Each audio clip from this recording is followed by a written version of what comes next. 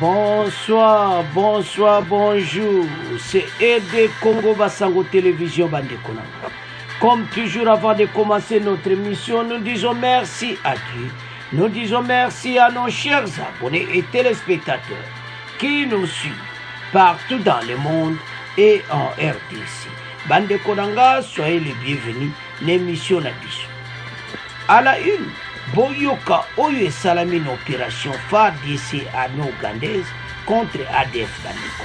Bokoyoka ba détail parce que va prolonger en gros peut-être développer ça. Deuxième point chez téléspectateurs. FARDC a libéré 127 otages des ADF après des combats au Nord Kivu. Boyoka ba détail peut-être développer une émission Nabiso.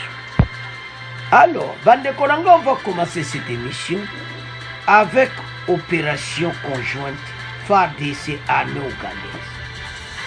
L'opération conjointe est prolongée de 2 mois. Babaxika ka 2 mois. Bandeko,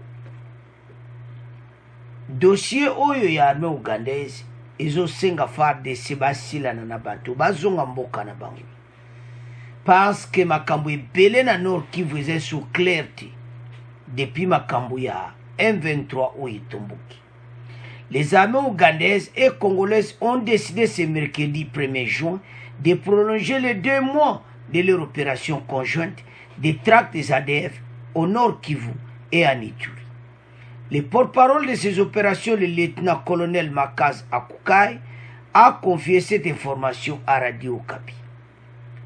Mercredi oyo, yokanete ba prolonger yango. Ba publier yango, pe ba expliquer que ba konzi na biso. Ba monete to avancer nango, yango ba prolonger yango. Mais bandeko soko tali, eza dossier moko e bandaki bien, mais avancement pena toujours mona. Eza un peu na balance. Les deux armées ont levé cette option à la suite de l'évaluation de leurs opérations. Dans la ville ougandaise de Fort Portal, dans le district de Kaboul, la délégation de l'armée congolaise est conduite par le général-major Camille Bombele, coordonnateur des opérations conjointes des armées congolaises et ougandaises. Bombele yemutazo dirige Masolo. Adjaki message bokoyokai. Eti bakonzi ba monete to prolonger yango na 2 mois ba continuer le kola ba lobito tikati faut continuer alors ba extendre contrat na 2 mois. Cette prolongation est décidée 2 semaines après que le commandant des forces terrestres IPDF avait prononcé le début de retrait des troupes de la RDC. Depuis 6 mois, au moins 1700 militaires de l'armée ougandaise sont déployés au Nord Kivu et à Ituri. Alors, Tolo Banano, chef armée de terre na bango, oaza mwana ya Museveni, atutaki mingi la semaine passée. Alobi que bango ba se retirer parce que jusque là bazaki message te que tout renouvelé. Aloba ki bene belé était comme bango ba se replier. Bazonga na bango. Mais après Masolo moi n'était pas continuer mon sala. Mais il y a un problème. L'armée ougandaise depuis Bayaki, en tout cas bandelezaki bien. Mais ce que nous constatons que après Makamwa 1-23 Oyo, tellement que bango pe bakota ki makambo da ba media kuluba nango, chef na bango oaza mwana ya mukonzi président ya Uganda, il a dit ceci que bazo se retirer na bango. Na makama 1-23 lobete a fini bonkande tulubani ba nyangala kato ya FDLR basa ko attaquer bango te basa ko attaquer ka 1-23. Donc comme s'il a des intérêts na kati 1-23 bango. Wane zakaka baidi. Mais surtout otala dans la totalité tout ce monde a penza avancement sengeli ndenge o esengela kiti. Cette prolongation est décidée 2 semaines après que le commandant des forces terrestres IPD avait prononcé le retrait. Donc, quand après il y a le big retrait, alors, parce que yaza mokonzi ya armée ougandaise amonaki basi retiré parce que contre ezali sous clair tebandeko contre umele mpo barenouveler yango FARDC parce que bazali mpena kotala baoption estce to renouvele ubie te ese position na bango eza ndenge nini parce que dia bavoisin bazokopere na M23 il faut kocheke mpe baoyo mais boyebake confiance eza nango mais ezaka compliqué. L'histoire est racontée makambo ebele entre les deux pays dans le passé. Mais situation toza munguna moko, il fallait kabandima. Alors ils ont prolongé. Est-ce que va prolonger? Solution ni ne kozoma après wana. Qu'est-ce qui va se passer? C'est ça le problème. 1700 militaires en basant dans sol congolais.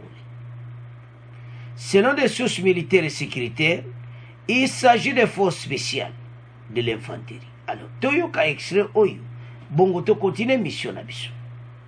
Les armées congolaises et ougandaises ont décidé ce mercredi de la prolongation des opérations conjointes dénommées Shuja, lancées depuis 6 mois contre les rebelles ougandais de l'ADF au Nord Kivu et à Ituri. C'était au cours d'une réunion d'évaluation qui s'est tenue dans la ville de Fort-de-Pote, située dans le district ougandais de Kabarole. L'UPDF et les FARDC ont également décidé du lancement de la 3e phase de ces opérations. On écoute le général-major Camille Bombili, coordonnateur des opérations conjointes des armées congolaises et ougandaises, dans ses propos recueillis par la presse des FARDC. Nous recevons des ordres écrits par nos autorités sur papier et quand ça arrive, nous les décortiquons et nous arrivons à prendre de l'essence qu'il y a dans ces instructions-là et nous mettons ça en pratique. Donc les opérations conjointes, ce que nous avons appelé l'opération Shuja, continue. Nous-mêmes, nous savons que nous avons reçu mission d'opérer, mais nous n'avons pas encore fait la conclusion de l'éradication totale de l'ennemi. Donc pour nous, tant que les hiérarchies militaires et politiques ne nous ont pas encore donné ces instructions-là, donc les opérations continuent. Concernant... Alors, bandeko nanga tolandi biso nyonso été le 1er juin ba renouveler yango depuis mercredi. Ba renouveler yango. Siko peuple azotala azana besoin parce que ADF azaka kosala babi. Soki boza na opération conjointe, makambo ezo continue. Malako botambola bino mo kena bango. Situation na bango bon, ezaka ba point d'interrogation to na kati mission. Ezaka ko discuter biso nyonso parce que situation zo koma clarté ya Uganda. Parce que mokonzi na bango azoloba mingi na Twitter. Oyo muta loba mingi azasa kobeta liba kote situ bango. En tout cas lobi mingi. Yazomona de l'autre côté nde to attaquer M23. Azomona lokola ki baza ko attaquer FDLRD. Mais selon FARDC FDLRD azasone le côté. Zomona. Alors, baza à peu près 1700 militaires sur le sol congolais. Il s'agit de forces spéciales IPDF avec leurs artilleries blindées. La fin de ces travaux a été marquée par une marche des généraux, officiers et militaires des forces de la mutualisation. Donc la fin de ces travaux, parce que tous au Kendi, zo poussant, mais bango bazo prolonger parce qu'il y a le bossé ici là qui opération parce que même bilan positif. Combien d'ADF, combien de bastions va détruire et tout ça. C'est un peu positif. Mais le problème est là, la résurrection de M23 et comment créer, on dirait, problème bah Ouganda bah comme un pays compliqué. Alors bah qui va payer. Somona, azo condamné FCC que non, azo comme je m'excuse, a commandé FARDC que bazo tika ba rebelle wana FDL et bazo landaka M23. Effectivement, M23 ba combat ba terroriste des monades.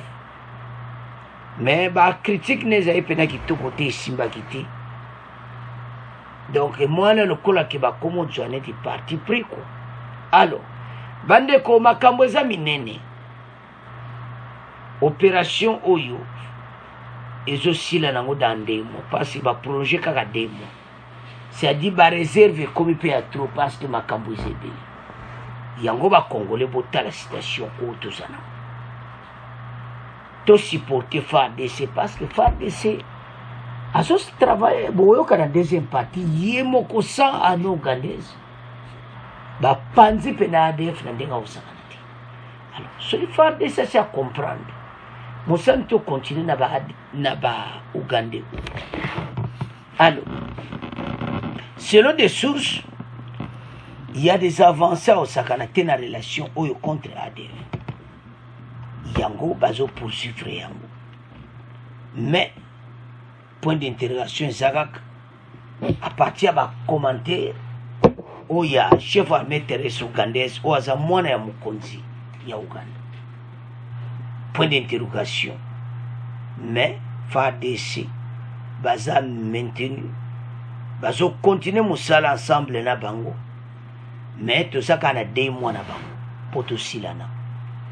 Alors, bande konanga tolandi biso nyonso ndeni armée ougandaise na FARDC bazo bunda. Mais, ba prolonger au kaka 2 mois. Si 2 mois, surtout le qui bazo travailler ensemble. Donc, bah, travailler pendant ma casse. Parce que bunda mukambo ici là bien. Donc, alors, bah, projet kaka 2 mois, opération conjointe. Donc, c'est ça. Parce que, tout quoi que nous l'avons là ichiwa. Alors, bande konanga c'est à ce point tu tiki premier point, tout que na deuxième point. Alors, bande konanga deuxième point oyo, FARDC a libéré 127 otages des ADF. Après de violents combats au Nord Kivu. Bandeko ADF ne bozo mwana wa photo wanase.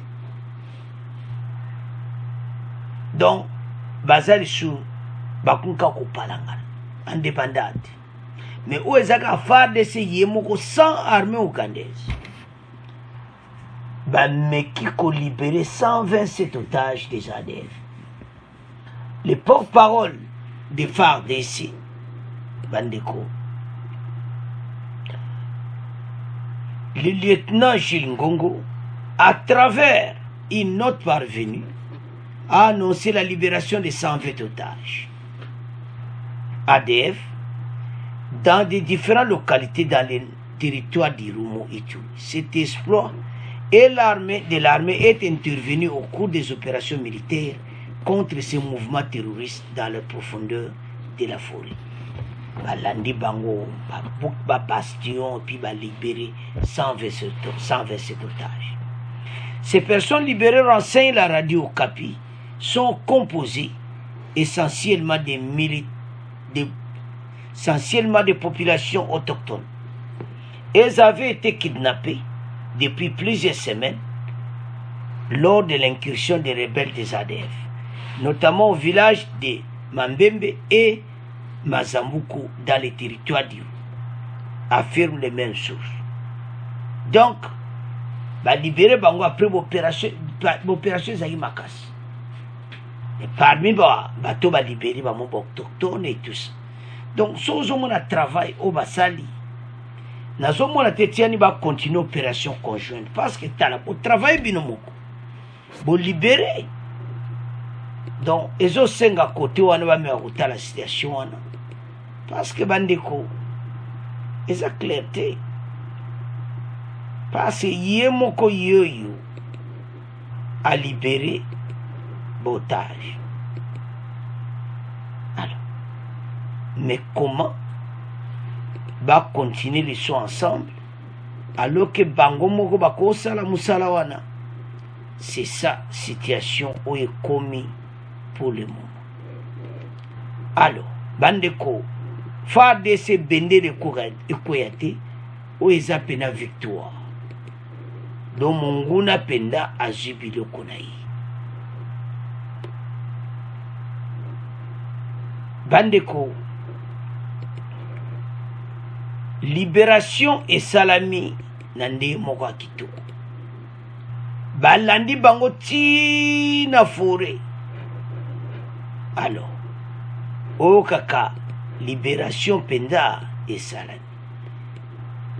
libérer otage monde donté libérer otage deux au moins clairement que travail pene salamaki parce que bandeko talaka kakokena quand ya munguna ko libérer otage ezo laksa comment expérience nini FARDC bazanango mais makambo zakaka ADF tozobundisa ye de l'autre côté tozana munguna commun na Uganda oyo ADF donc match na ye ya ADF et on continue mais soki totali effort oyo effort o basali yango sans armée ougandaise donc FARDC ako gagné makambo oyo donc c'est ça. Alors Jules Ngongo a annoncé libération oyo na message na ye a annoncé que FARDC a libéré 127 otages. Donc il faut moi travailler avec ma casse parce qu'on libéré 127. Basé belé. Alors, Toyo Kanan extrait oyo. Bon, tu continues mission. Mesdames, Messieurs, bonsoir. En Ituri, les FARDC affirment avoir libéré hier 127 personnes qui étaient prises en otage par les rebelles des EDF dans plusieurs localités dans le territoire d'Irumu. Selon le porte-parole de l'armée en Ituri, c'était au cours des opérations militaires contre ce groupe armé dans la profondeur de la forêt. La société civile, force vive de l'Ituri, demande aux FARDC de poursuivre ces rebelles pour libérer d'autres otages et sécuriser leur milieu d'origine. Le récit de Isaac Remoyope. Ces personnes libérées sont composées essentiellement des populations autochtones. Elles avaient été kidnappées depuis plusieurs semaines lors de l'incursion des rebelles des ADF, notamment au village de Mabenda et de Manzabuko dans les territoires d'Irumu. Ces hommes armés ont été poursuivis par les FARDC dans leur bastion pour libérer ces otages après des violents combats, déclare le porte-parole de l'armée Ituri. Le lieutenant Gilles Ngongo ajoute que ces personnes ont été acheminées jeudi à Bamandé où elles sont prises en charge par l'administrateur du territoire d'Irumu. Les forces armées ont mis les ADF dans un état d'abattement très avancé. Et cela a permis aux forces armées de libérer nos compatriotes, plus de 127 otages. La société civile de l'Ituri félicite l'armée pour avoir sauvé la vie de centaines de civils en détresse. Elle demande aux FARDC de maintenir la pression sur ces rebelles pour la libération de tous les autres otages qui sont encore entre les mains de leurs ravisseurs, mais aussi de garantir la sécurité dans la forêt pour favoriser les retours de ces personnes dans leur milieu d'origine. Dieudonné Lossa. On ne peut pas me dire qu'on a sorti Pygmée de la main des ADF, on l'a ramené par exemple à Commanda, il ne saura pas vivre là-bas. Ce n'est pas son mode de vie. Le porte-parole de l'armée en Ituri indique que plus de 500 otages sont déjà libérés par l'armée depuis le début de l'état de siège en Ituri. Bounia, Isaac. Alors, ces personnes libérées, essentiellement des populations autochtones, kidnappées depuis plusieurs semaines lors de l'incursion des rebelles ADF, notamment au village de Mambenda et Mazambuko dans les territoires d'Irumu, affirment les mêmes sources. Bandeko, Bapikme, do Bakonko, Bazo Kangadon, ils ont passé ADF. Voilà, Kouti Bango vivant, Dieu merci. Ces hommes armés ont été poursuivis par les FARDC dans leur bastion pour libérer ces otages après de violents combats, a poursuivi les porte-parole de l'armée en Ituri. Le lieutenant Gilles Ngongo, qui précise en même temps que les ex-otages ont été acheminés jeudi à Bamandi, où ils sont pris en charge par l'administration du territoire. D'Etolandouane, Bazaba population autochtone, d'Ovina Mozami Kanazam, Baïko enlevé Bango, Nabadef. Ça passe. Oh Dieu merci. Cette prouesse des vaillants militaires a été saluée par la société civile de la place. Son coordonnateur Dieudonné Lossa cependant demandé aux militaires de maintenir la pression sur ces rebelles pour la libération de d'autres otages qui sont encore entre les mains de leurs ravisseurs et garantir la sécurité dans la forêt pour favoriser le retour de ces populations dans les milieux d'origine. Bango Azalana, Zamba, Skou, c'est difficile.